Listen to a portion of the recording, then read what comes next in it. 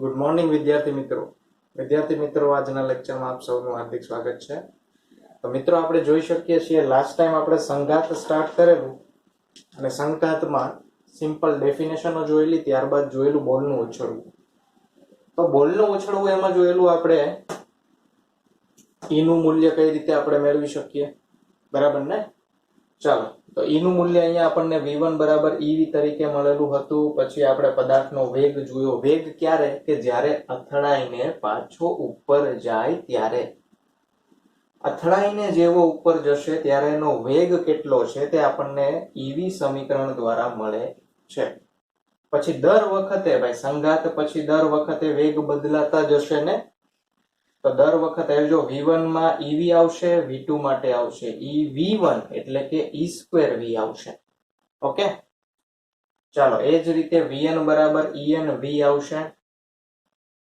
ચાલો હવે ઊંચાઈની આપણે વાત કરીએ મિત્રો, તો ઊંચાઈ આપણે v2 v02 બરાબર 2gh વડે મેળવેલી હતી, કે જેમાં આપણે શરૂઆતમાં કઈ લીધું? આ છે તે અંતિમ સ્થાન એટલે કે ઉપરનું સ્થાન લીધેલું ને આ શરૂઆતનું સ્થાન લીધેલું.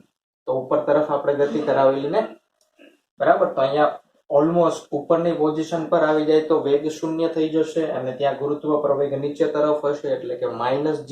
ગતિ આમ થાય છે, ગુરુત્વ પ્રવેગ નીચે તરફ છે એટલા માટે -g આવશે, બરાબર? તો આના ઉપરથી v1² બરાબર 2gh1 આપણને અહીંયા મળે છે. અને v1 હવે જુઓ v1 છે, v બરાબર તો √2gh થશે. મુક્ત પતન પામતા પદાર્થના વેગનું સમીકરણ છે, બરાબર?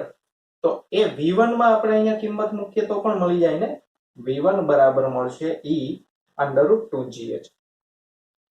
આ કિંમત અહીંયા મૂકવામાં આવે તો આપણે જોઈ શકીએ છીએ e2 ને અહીંયા આવી જશે, વર્ગમૂળ છે, વર્ગ છે કેન્સલ, 2gh બરાબર 2gh1, 2g કેન્સલ, h1 આવી જશે e2h, બરાબર? આ જ રીતે બીજામાં પણ કરેલું હતું, જેમાં આવેલું e4h, બરાબર?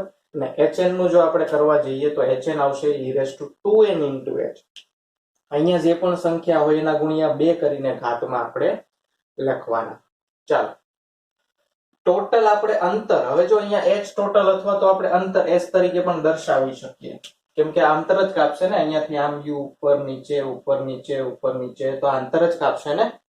તો આ અંતરને આપણે s વડે દર્શાવીએ તો s બરાબર શું થશે ભાઈ? h plus 2h1. 2h1 કેમ કે અહીંયાથી ઉપર જશે પાછો નીચે આવશે એટલે આ h1 આ h1 થઈ ગયું 2h1. 2h2 2h3 આ રીતે સરવાળો થતો રહેશે. પછી આપણે શું કર્યું ભાઈ? કોમન કાઢ્યા, અને કોમન કાઢીને પછી આની શ્રેણી જોઈએ આપણે, બરાબર? જીઓમેટ્રિક પ્રોગ્રેશન જેને કહેવાય, બરાબર? તો આના ઉપરથી આપણને 1/1 - e2 સ્વરૂપે આપણને શું મળ્યું ભાઈ? આન્સર મળ્યો છે. અને આ h પ્લસ 2e2h 1 - e2. ને આપણને આ જે ફાઇનલ આન્સર છે તે આપણા કામનો છે એટલે અહીંયા લખી નાખીએ, s તરીકે લખીએ, h કૌંસમાં 1 + e2 / 1 - e2, બરાબર? ખબર પડી ભાઈ? ચાલો બાકીનું આપણે ભૂસી નાખીએ.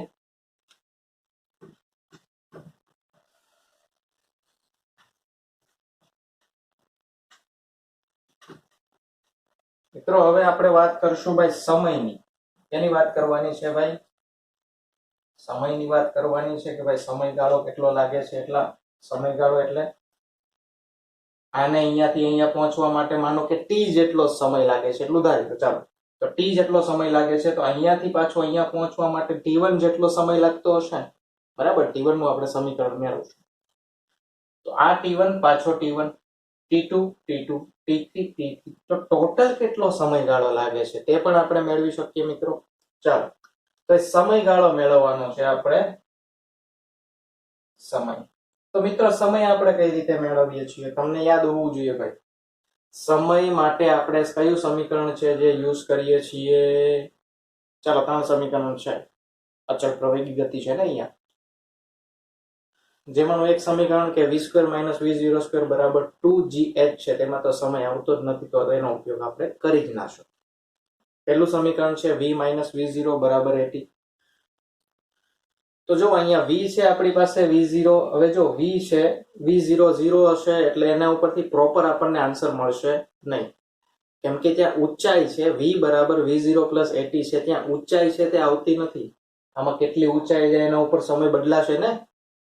તો એક જ સમીકરણ વધ્યું આપણી પાસે. કયું વધ્યું છે ભાઈ? h બરાબર v0t પ્લસ 1/at². ચાલો માનો કે પહેલા આટલો t જેટલો સમયગાળો લાગે છે, તો એમાં આપણે t ને કરતા બનાવીએ તો આપણને ખબર છે શરૂઆતનો વેગ 0 હશે ને ભાઈ. મુક્ત પતન પામતા પદાર્થનો શરૂઆતનો વેગ કેવો હોય? 0 હોય. ને બીજી વસ્તુ, કોઈ પદાર્થ કે જે અહીંયાથી આટલી ઊંચાઈએ જાય છે, જેટલા સમયમાં ઉપર જશે એટલા સમયમાં નીચે આવશે. ઓકે, ચાલો તો આ સમયગાળો છે તે સરખો થશે. કોનો જેવો ભાઈ?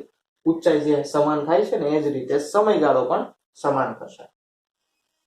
t ને કરતા બનાવીએ તો t બરાબર શું મળશે? જો 2h બાય a એટલે g તરીકે લખીએ ને આપણે અંડર રૂટ. તો t ની કિંમત આપણને મળી છે under root 2h by g. બરાબર. ચાલો under root 2h by g આપણને સમીકરણમાં કિંમત મળી ગઈ છે. હવે માનો કે આપણે t1 ફાઇન્ડ કરવો છે. આના માટે ભાઈ t1 ફાઇન્ડ કરવો છે. બરાબર. આ h1 ઊંચાઈ માટે t1 આપણે ફાઇન્ડ કરવો છે. તો t1 બરાબર શું થશે? Under root 2h1 divide by g. બરાબર. ચાલો તો અંડર રૂટમાં 2h1 ડિવાઈડ બાય g થશે. તો મિત્રો t1 બરાબર under root 2h1 divide by g. તો h1 કેટલો છે મિત્રો તે પણ આપણને ખબર હોવી જોઈએ ને. તો h1 h2 h3 એ બધાની કિંમત કઈ રીતે હતી તે પણ આપણને ખ્યાલ હોવો જોઈએ. ખબર ને ભાઈ? સ્ક્વેર ના સ્વરૂપમાં હતું e સ્ક્વેર h. બરાબર. તો h1 ને આપણે શું લખીએ ભાઈ? h1 બરાબર છે e સ્ક્વેર h. કિંમત મૂકો અહીંયા કિંમત મૂકશું તો આપણને શું મળશે ભાઈ? 2 e square h divide by g. એટલે કે અહીંયા e બહાર નીકળશે, ખાલી e બહાર નીકળે, under root 2h by g. અથવા તો લખી શકીએ e ઇન્ટુ t લખી શકીએ. ચાલો એ જ રીતે t2 ફાઇન્ડ કરીએ ભાઈ. t2 બરાબર શું આવશે? Under route 2h2 by g. h2 બરાબર શું થાય છે? 2 e raise to 4 h by g. તો આવી જશે, બહાર આવશે e સ્ક્વેર ને અહીંયા આવશે 2h બાય g અથવા તો e સ્ક્વેર t. ખબર પડે છે ને મિત્રો? આપણે કઈ નથી કરતા, ખાલી આગળ જે h1 h2 h3 મેળવેલા હતા તેની કિંમત મૂકતા જઈએ છીએ. અને આના ઉપરથી આપણે કહી શકીએ tn બરાબર શું આવશે? e raise to n into t. જો અહીંયા 2 છે તો અહીંયા પણ 2, 1 છે અહીંયા પણ 1, તો કહી શકીએ ને ભાઈ e raise to n into t આવશે. હવે શું કરીએ ભાઈ? ટોટલ સમયગાળો મેળવીએ ભાઈ. ટોટલ સમયગાળો t total t plus 2t1 plus 2t2 plus dot dot dot dot tn કેટલું આવશે? 2tn. ઓકે, ચાલો તો આ બધો સમયગાળો બધાનો શું કરવાનો છે ભાઈ? સરવાળો કરવાનો છે. ચાલો બધાનો સરવાળો કરીએ તો અહીંયા આપણને શું મળશે? જુઓ, પહેલા તો t છે પ્લસ 2 2 2 2 2 2 પછી શું છે? જુઓ t1 માં શું છે ભાઈ? 2 into et અથવા તો under root 2h by g સ્વરૂપમાં જ આપણે લખીએ 2e under root 2h by g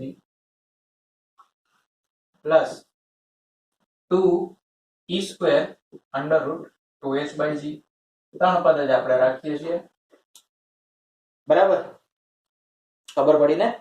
ચાલો હવે શું આવશે? જો હવે અહીંયા આપણે શું કોમન કાઢીએ ભાઈ? અહીંયા તો t છે, બરાબર, અહીંયા t છે પ્લસ અહીંયા શું કોમન કાઢી શકીએ? 2e under root 2h by g કાઢી શકીએ. તો 2e under root 2h by g આપણે અહીંયા કોમન કાઢીએ તો અહીંયા આપણને શું મળશે ભાઈ? જુઓ જુઓ જુઓ જુઓ જુઓ જુઓ શું મળશે? અહીંયા તો 1 આવશે, 1 પ્લસ e સ્ક્વેર પ્લસ એક એક આવી જાય ને આગળ. અહીંયા e ક્યુબ વાળું પદ હશે, બરાબર. તો અહીંયા e છે, e કોમન કાઢો તો અહીંયા 1 વધશે, અહીંયા ખાલી e વધશે, અહીંયા e સ્ક્વેર વધશે. બરાબર. ચાલો તો આ રીતે આવશે. તો આપણી આ સિરીઝ છે, તો સિરીઝ ને આપણે કહી શકીએ ને ભાઈ આ સિરીઝ છે આ પ્રકારની. તો અહીંયા a upon 1 minus r વડે દર્શાવીએ છીએ કે a છે તે શરૂઆતનું એટલે કે ભાઈ a આવી જશે સોરી 1 આવી જશે ડિવાઈડ બાય 1 minus r છે બે વચ્ચેનો ડિફરન્સ છે જો e સ્ક્વેર માઇનસ e એની એક ઘાત છે ને એટલે 2 minus 1 એટલે e તો e નો ડિફરન્સ છે તો આ સમીકરણ આપણને મળશે હવે અહીંયા એ આપણે લખવાનું છે t plus 2e under root 2h by g ચાલો under root 2h by g ને આપણે t વડે ડાયરેક્ટ દર્શાવી દઈએ અને અહીંયા લખી દઈએ ભાઈ 1 upon 1 minus t કોમન કાઢી લો ચાલો અહીંયા સ્ટેપ લખી દો t કોમન કાઢી લો તો અહીંયા આવી જશે કેટલો આવશે ભાઈ 1 plus 2e divided by 1 minus e આવશે લખી શકાય ને ચાલો તો અહીંયા t આવશે અહીંયા આવી જશે 1 minus t plus 2e divided by 1 minus e એટલે આપણને સમીકરણ મળશે 1 plus e upon 1 minus e તો કુલ સમયનો આપણને સમીકરણ મિત્રો મળેલું છે ખબર પડી ને તો આ સમીકરણ આપણે ભાઈ ઉતારવાનું છે ચાલો સ્ક્રીનશોટ પાડી લો આના પછી સરેરાશ ઝડપ અને સરેરાશ વેગ વિશે આપણે વાત કરીએ ચાલો પડી ગયો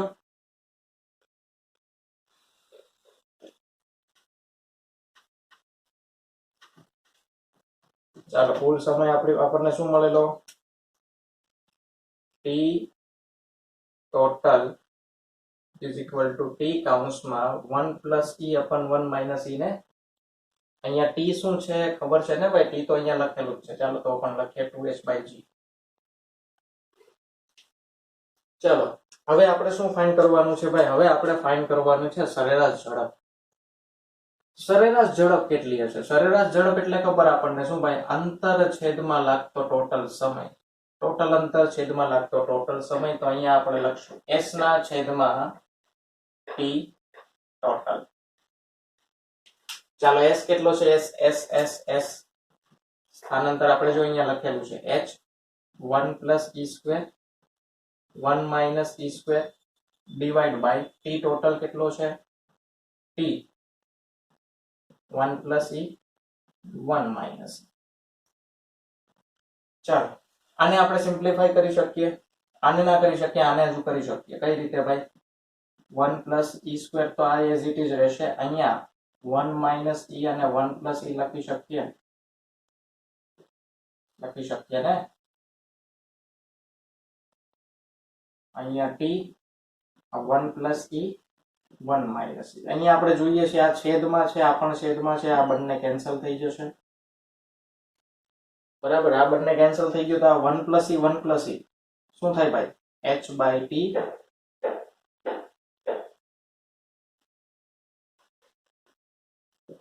1 plus e square અને આ 1 plus e 1 plus e તો 1 plus e આખાનો વર્ગ બરાબર યાદ રાખજો ભાઈ h by t છે એને સાદુરૂપ આપીએ તો h by t છે એની જગ્યાએ આપણે જો h ડિવાઈડ બાય અહીંયા અંડર રૂટમાં 2h by g લખી શકીએ ને ચાલો તો આ h છે એને વર્ગમૂળ h તરીકે લખીએ અને આ છેદ છે એમાં 2 by g અને વર્ગમૂળ h તરીકે આપણે લખીએ તો આ એક કેન્સલ થશે છેદનો છેદ અંશમાં જાય તો gh છે તે વર્ગમૂળમાં જ છે બરાબર તો આનો આપણને સિમ્પલ આન્સર શું મળશે gh by 2 બરાબર તો સિમ્પ્લિફાઈ કરી દીધું હવે આપણે અહીંયા લખી શકીએ gh by 2 1 plus e square upon 1 plus e આખાનો વર્ગ તો આ આપણને મિત્રો સરેરાશ ઝડપ મળી ગઈ છે બરાબર under route gh by 2 1 plus e square upon 1 plus e આખાનો વર્ગ ઓકે ચાલો તો આ સરેરાશ ઝડપ છે જે આપણને મળેલી છે હવે સરેરાશ વેગની વાત કરીએ સરેરાશ વેગ તો એકદમ સિમ્પલ છે સરેરાશ વેગ બરાબર સ્થાનાંતર છેદમાં સમય ચાલો સ્થાનાંતર કયું હશે તો કે h જેટલું સ્થાનાંતર હોય ને અંતિમ સ્થાન પ્રારંભિક સ્થાન અંતિમ સ્થાન ક્યાંક આ લાઈન ઉપર જ આવશે બંને વચ્ચેનું અંતર ભાઈ h જ છે તો h છેદમાં સમયગાળો કેટલો છે ભાઈ t કૌંસમાં 1 plus e upon 1 minus e ચલો હમણાં આપણે આ મૂલ્ય મેળવેલું છે તે મૂલ્ય બેઠું લખી દઈએ gh by 2 આ છેદનો છેદ અંશમાં આવી જાય તો 1 minus e upon 1 plus e તો આ આપણને મળી જાય છે મિત્રો સરેરાશ વેગ. ઓકે, તો જ્યારે બોલ ઉછળજો મિત્રો, આના ઉપરથી એક્ઝામ્પલ પૂછાશે એટલે આપણને ઇક્વેશન સાબિત કરતા આવડવા જોઈએ. જો ઇક્વેશન તમને આવડતા હશે તો તમે બધી વેલ્યુ મૂકીને એમાં આન્સર મેળવી શકશો. બરાબર, ચાલો તો આ બોલનું જે ઉછળવું છે તેને આપણે એક્ઝામ્પલ જોયા ભાઈ. બોલ કઈ રીતે કેટલી ઊંચાઈ સુધી જાય છે, કેટલા સમયમાં જાય છે, ટોટલ કેટલું અંતર કાપે છે, બરાબર છે, ટોટલ કેટલો સમય લે છે, તેની સરેરાશ ઝડપ કેટલી છે અને સરેરાશ વેગ કેટલો છે. ઓકે, તો અહીંયા આ આપણું બોલનું ઉછળવું છે તે કમ્પ્લીટ થાય છે. સ્ક્રીનશોટ પાડી લો, આના પછી થોડાક એક્ઝામ્પલ જોઈએ.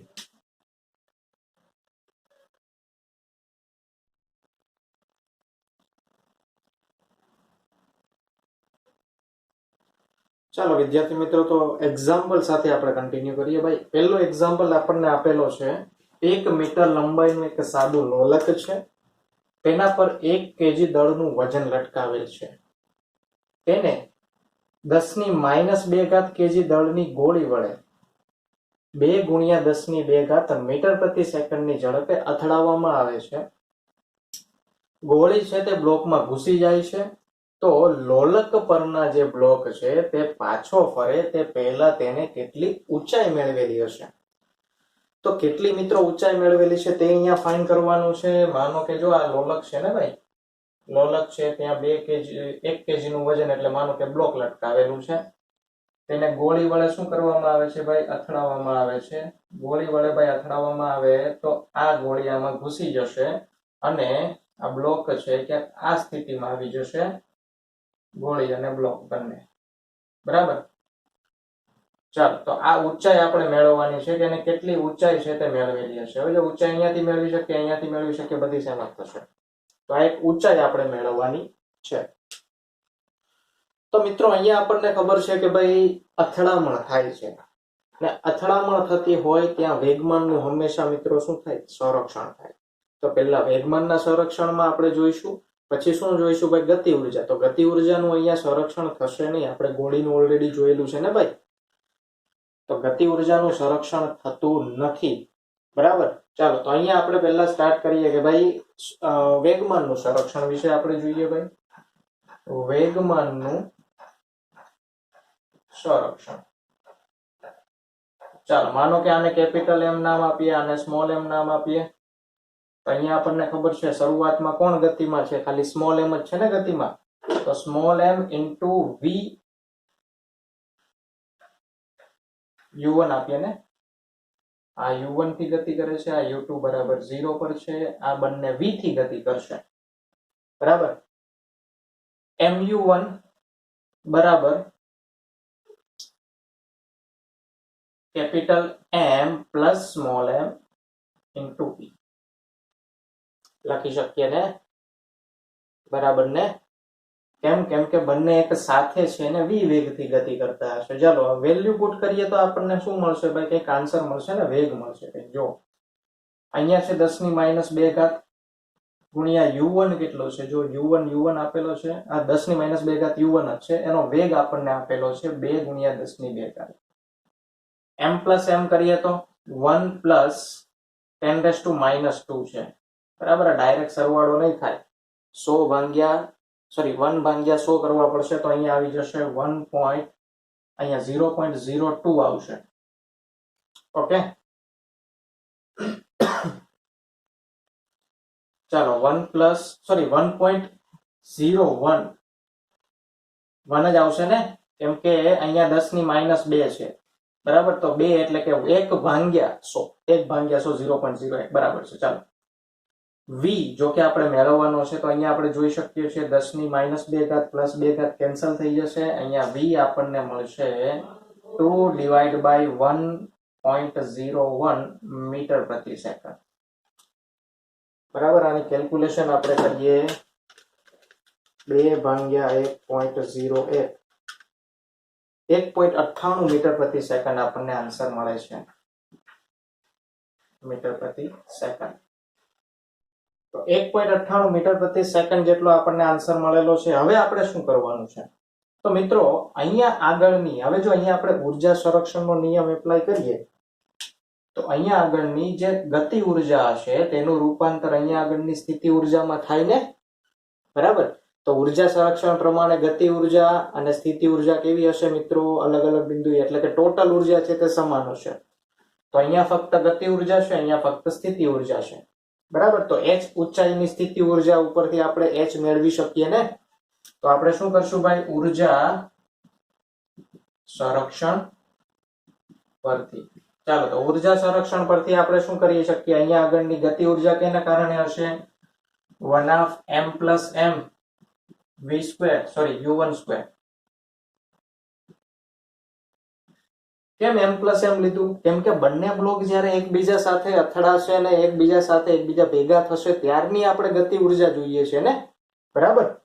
ચાલો તો 1/m + m, અહીંયા શું આવશે? u નહીં આવે, શું આવશે? v² આવશે, કે જે અહીંયા આપણે મેળવેલી હતી. ઇઝ ઇક્વલ ટુ અહીંયા શું આવી જશે? mg, સોરી અહીંયા પણ m + m આવશે, m + કેપિટલ M × gh, બરાબર. અહીંયા આપણે જોઈ શકીએ છીએ m + m કેન્સલ થઈ જશે. તો અહીંયા આવશે v²/2g = h. તો આની કિંમત આપણે મૂકીએ તો v ની કિંમત કેટલી છે? 1.98 2 / 2 × 9.8. ચાલો વેલ્યુ પુટ કરો. 1.98 ગુણ્યા 1.98 ભાગ્યા 2 ભાગ્યા 9.8 કરશું તો આપણને મળશે 0.2, બરાબર. તો h આપણને મળી જાય છે 0.2 મીટર, બરાબર. એટલે કે 0.2 મીટર જેટલી આ બ્લોક અને ગોળી ઉપર જશે. ઓકે, ચાલો નેક્સ્ટ એક્ઝામ્પલ જોઈએ ભાઈ. નેક્સ્ટ આપણને કીધેલું છે એક પદાર્થ છે કે જે 10 મીટર ઊંચાઈ પરથી જમીન પર પડે છે. ચાલો h ઊંચાઈ આપણને આપેલી છે 10 મીટર, h1. અથડાયા બાદ તે 2.5 મીટર ઊંચાઈ મેળવે છે. h2 આપેલું છે 2.5 મીટર. તો ગતિ ઉર્જામાં થતો પ્રતિશત વ્યય મેળવો. તો ગતિ ઉર્જામાં થતો પ્રતિશત વ્યય કઈ રીતે મેળવી શકીએ? પ્રારંભિક ગતિ ઉર્જા માઇનસ અંતિમ ગતિ ઉર્જા ડિવાઇડ બાય પ્રારંભિક ગતિ ઉર્જા, બરાબર ને. ki - kf divide by ki વડે આપણે ગતિ ઉર્જામાં થતો વ્યય મેળવી શકીએ છીએ. 1/m, અહીંયા શું આવશે ભાઈ? ચલો વેગ તો અહીંયા આપેલો નથી ને આપણને, વેગ નથી આપેલો. તો પહેલા આપણે શું કરવું પડશે ભાઈ? અહીંયા જો સંગાત પહેલા ને સંગાત પછી વેગના ગુણોત્તર છે, તો પહેલા આપણે વેગના ગુણોત્તર મેળવવા પડશે ને. ચાલો તો વેગના ગુણોત્તર મેળવવા માટે આપણે શું કરીએ ભાઈ? વેગના ગુણોત્તર મેળવવા માટે શું કરી શકીએ ભાઈ? તો જો અહીંયા આપણને ઊંચાઈ આપેલી છે, એનો મતલબ કે આ ઊંચાઈ કે જે સ્થિતિ ઉર્જા સ્વરૂપે હશે ને, સ્થિતિ ઉર્જા સ્વરૂપે હશે ને, તો અહીંયા આપણે લખી શકીએ 1/m1v1² = mgh1. અહીંયા તો એમ જ છે એટલે આ રીતે લખી શકીએ.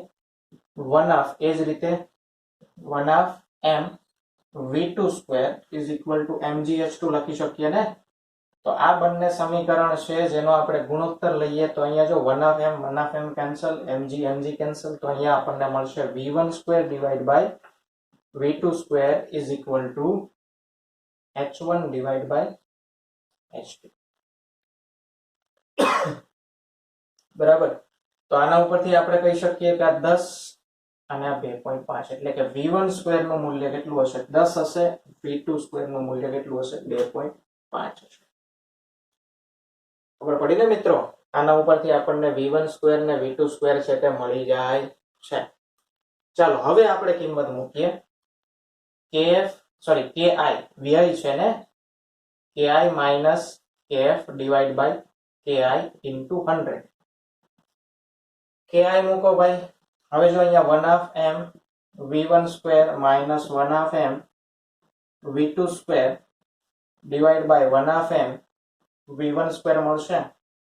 1/m બધામાંથી આપણે કાઢી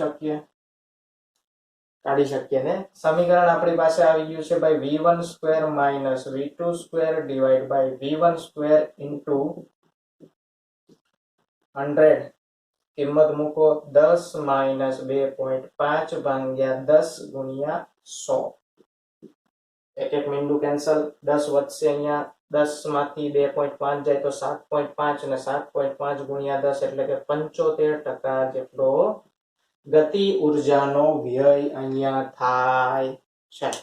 બરાબર, જે આમ નોર્મલી આપણે આમ પણ જાણી શકીએ કેમ કે 10 માંથી 2.5 થઈ ગયું છે. ઓકે, ખબર પડી ને મિત્રો બંને એક્ઝામ્પલમાં? ચાલો તો મિત્રો સ્ક્રીનશોટ પાડી લો આનો. પાડી લીધો? ચાલો તો આ સાથે આપણો અહીંયા લેક્ચર કમ્પ્લીટ કરીએ છીએ ભાઈ. નેક્સ્ટ લેક્ચરમાં બીજા એક્ઝામ્પલો સાથે ફરી મુલાકાત થશે. Thank you.